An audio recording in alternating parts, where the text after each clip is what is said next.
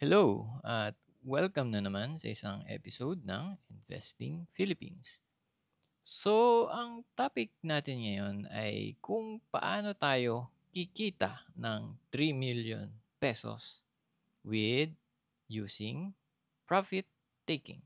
Okay, mag-take profit tayo tulad ng mga ginagawa ng mga traders para kumita ng 3 million pesos. So, naalala nyo tong video na to na ginawa ko like 4 years ago? So, bumili tayo ng stock or nag-invest tayo sa isang stock and naglabas tayo ng 1 million pesos para invest dito. After 2 months, kumita siya ng 1 million pesos. So, naging 2 million na.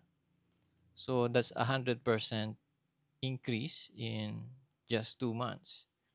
And doon sa video na yun, mapapansin nyo na merong mga tao na nag-comment dyan na sana daw nag-take profit na lang. Okay? So, meron dyan na, ewan ko, baka dinelete na rin nila, no? So, merong mga comments dyan na sana nag-take profit na lang ako para maging totoo yung kinita ko dito. Okay, 4 years ago. And, nakaka-tempt gawin yon lalo na kung 100% na yung in-increase ng pera mo, di ba? Sa mga traders, usually, bihira nangyayari yung 100% kaya natatakam sila na i-take profit yung stock na nag-increase na 100%. And since tayo ay isang investor, yung 100% increase usually normal lang eh. Lalo na dun sa mga nakasubscribe dun sa Wayne's Portfolio. Di ba ang dami nating stock na pinili dyan, na ininvestan, na umabot ng 100%. And kung marirealize nyo na as long as tama yung pagpili nyo ng stock, either sa Philippines or sa US or sa kahit na anong stock market, as long as tama yung pinili nyong stock and tama yung pag-analyze nyo ng price, madali yung 100% eh. Diba? So, yung mga ganitong 100% after a few months, usually, hindi nagpapabuhay ng dugo ng isang investor, lalo na kung matagal na siya. Okay? Dahil, number one, hindi naman talaga natin binibili yung stock dahil sa percent increase.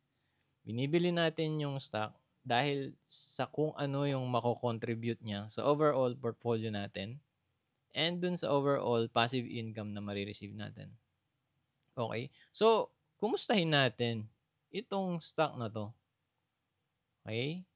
Ano na ba siya? Kasi, kung tinake profit natin siya before, kung merong scenario in the past na binenta natin to, meron nga tayong increase na 1 million na kinita doon sa ininvest natin na 1 million. How much yung na-lost natin in opportunity cost kung binenta natin? Okay? So, check natin kung ano na to ngayon. So, eto yun. Ito yun sa portfolio natin, MWC. Nag-update na kasi yung BPI ng kanilang UI. So, kung makikita nyo, same pa rin yung average price which is 7 something. And same pa rin yung number of quantity. Actually, nadagdagan ng konti. Ayan. Pero yung ating unrealized gain na percentage and unrealized gain na in peso is 3 million na.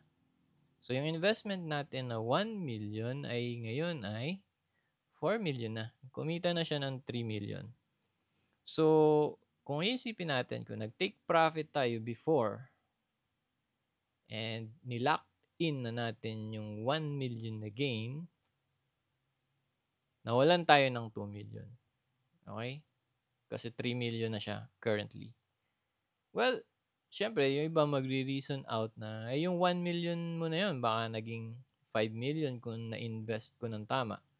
Pero, yun na nga, ba't pa ako magre-risk? Ba't pa ako mag-e-effort ng ganun yung gagawin? Mag-iisip pa ako, magre-research pa ako uli.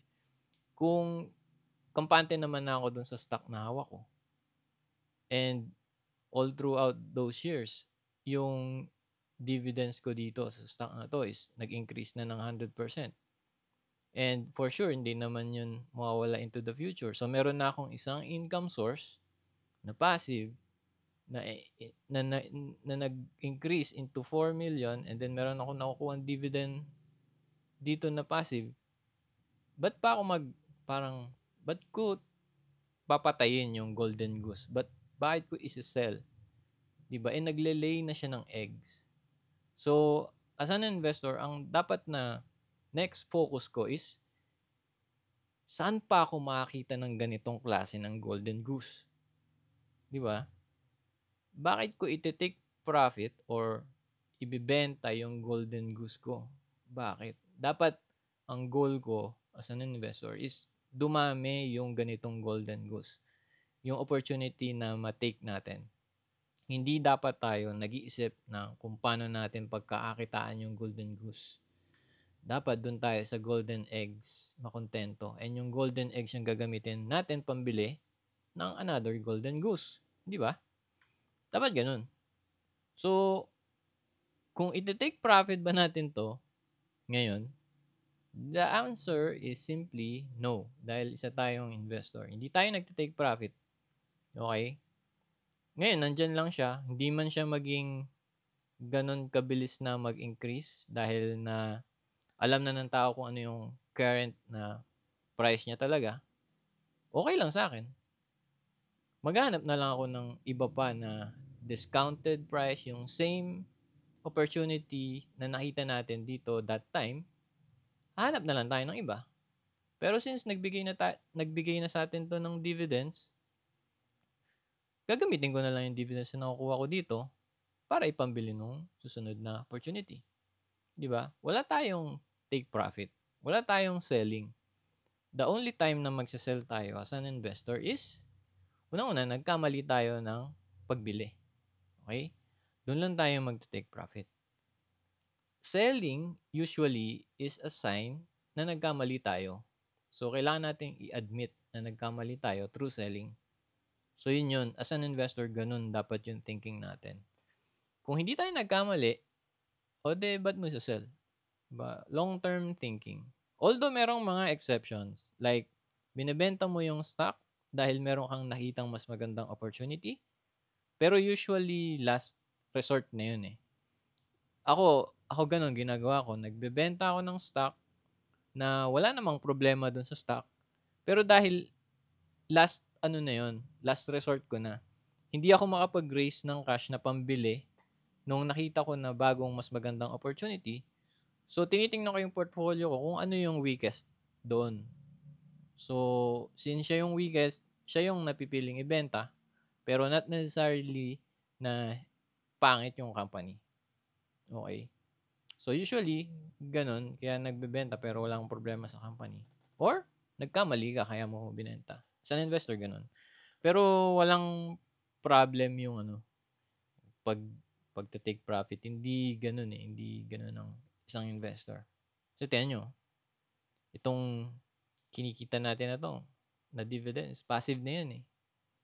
Hindi kayang ma-achieve ng isang trader yung ganong klaseng returns in exchange ng pagiging passive, yung cost ng mental load ng paghahanap ng iba pang opportunity para mag-increase yung pera mo. Kasi yung trader, di ba, hanap ng pwede nilang pasukan para mag-increase yung pera nila.